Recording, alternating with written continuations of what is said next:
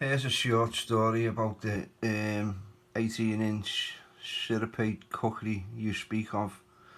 When I said I'd like to see the cookery, you said it's a syrupate cookery, the long thin ones.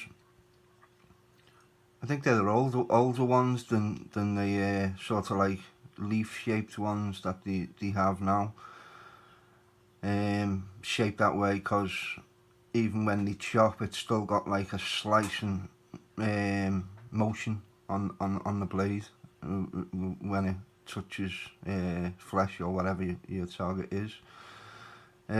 So not only chops it, it slices it as well, which makes the blade so effective, if you like. But yeah, here's a short story on I mean, the English found it quite funny about a guy who looked out the window to see where the enemy was, and the enemy was a group of English soldiers with a group of Gurkhas who were all pals, who were all in the same platoon or company, as we call it, and they were sitting just down from the window, and listen what happens to the enemy guy that looks out the window.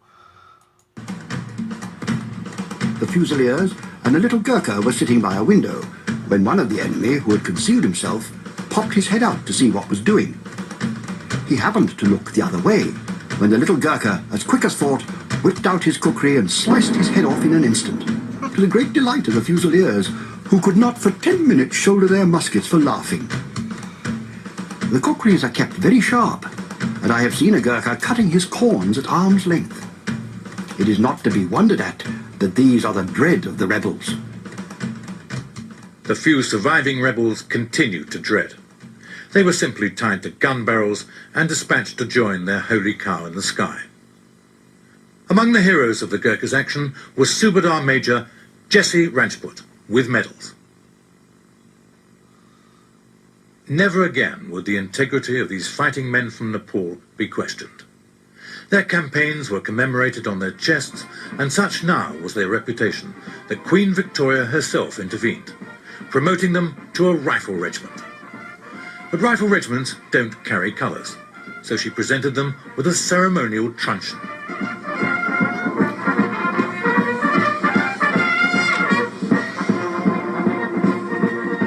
The truncheon has been more than a regimental colour to us. In our language, it's called Nisani Mai.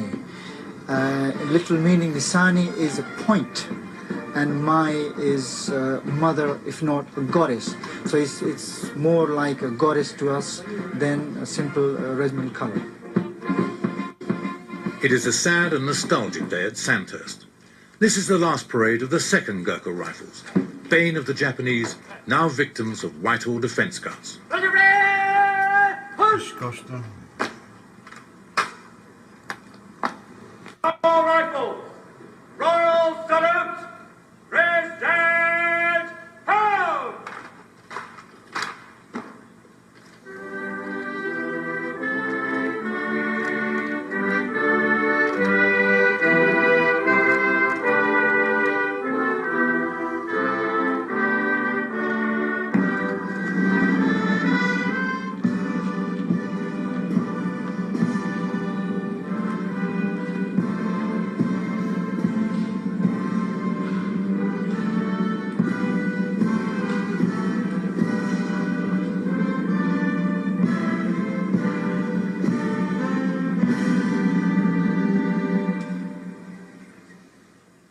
But to the Gurkhas, the truncheon which evokes such homage is not being laid up.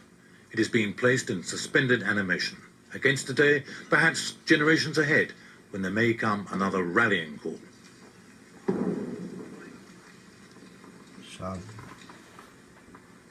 It's been so precious to us, and particularly for myself, having served in the regiment for 20 years. And if anybody would want to steal or take away from us, I wouldn't hesitate to draw my kukri and charge. Simple as that. officers past and present have come to pay their respects, and as another icon of British military history goes to the wall, some can't contain a sense of bitterness.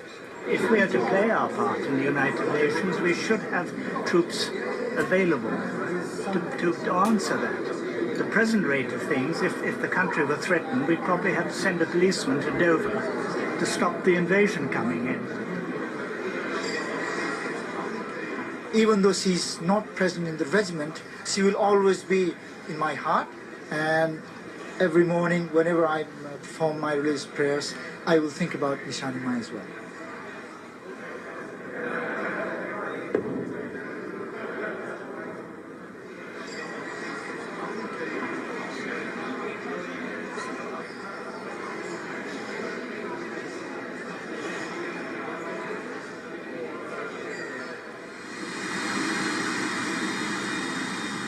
Ironically, as the old guard leaves, the new recruits land in Britain.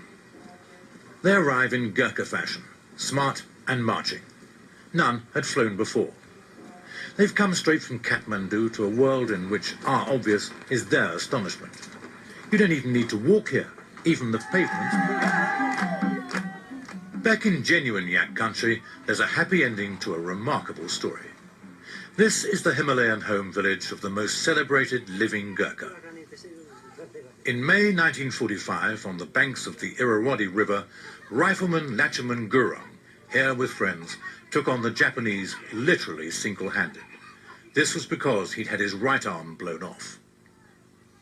Lachaman was also wounded in the face, chest and legs. He won the day alone and was awarded the Victoria Cross. With one arm. Aged 78 now and walking with some difficulty, he wanted to move from the mountains to a house on the plain. There was an obvious cash flow problem.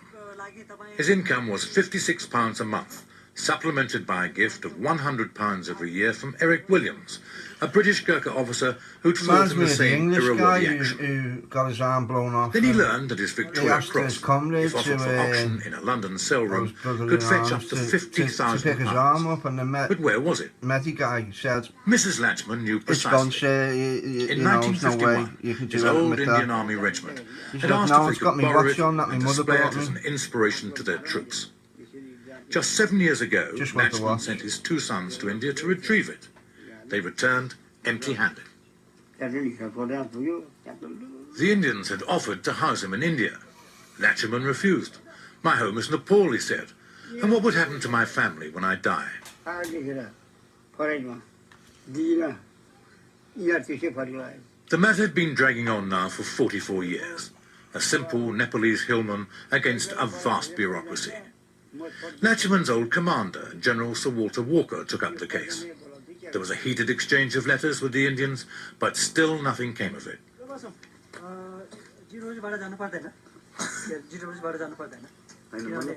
So each month, Lachaman's son prepared for the journey down the mountain to collect his pension. "No, he's not heavy," he said. "How could he be? He's my father." Unbelievable.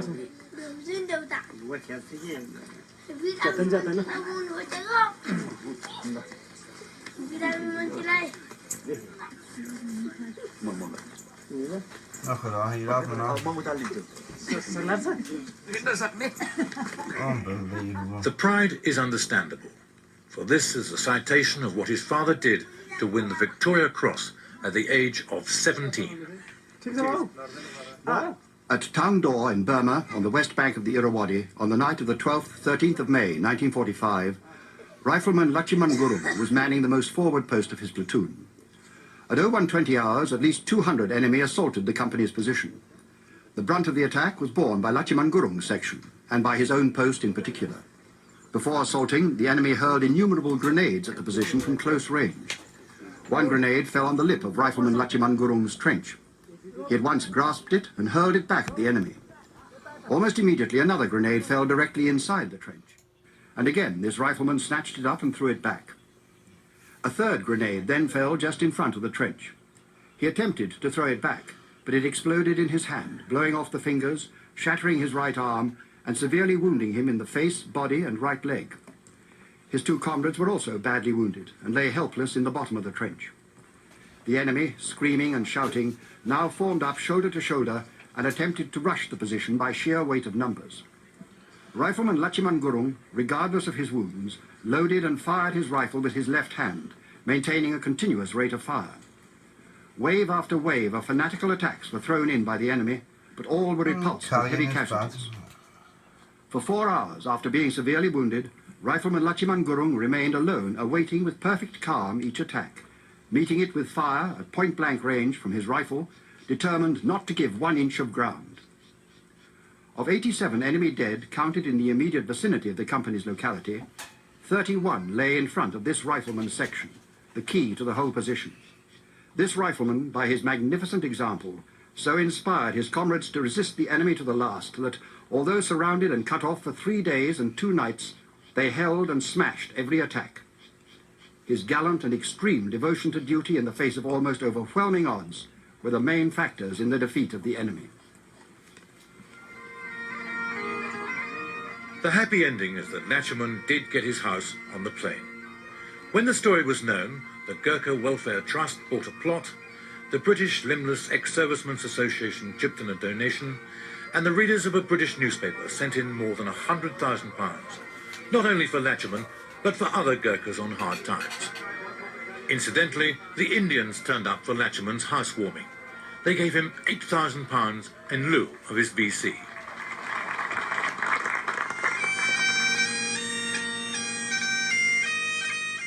Quite by chance, It's sad really, because you know, at one time we had 5 Gurkha regiments, Gurkha Rifles 1, 2, 3, 4, and another platoon. They were dwindled right down to 1 at one point. In fact, at one point all we had was a small unit, most of which were rented out for protection to the Sultan of Brunei. Now I think we have a lot more, not like Gurkhas 1 to 4, but you know, after Joanna Lumley's campaign, which he gracefully done, they now do get a pension, which they didn't used to, which was disgusting. They used to just get sent home after their service, and that was that. But now, as long as they put 15 years in, they can stay here now, and they get a pension, and also get a pension for posterity, you know, in case of they do fall on the battlefield, their widow will get paid out. And they're not sent back to Nepal either.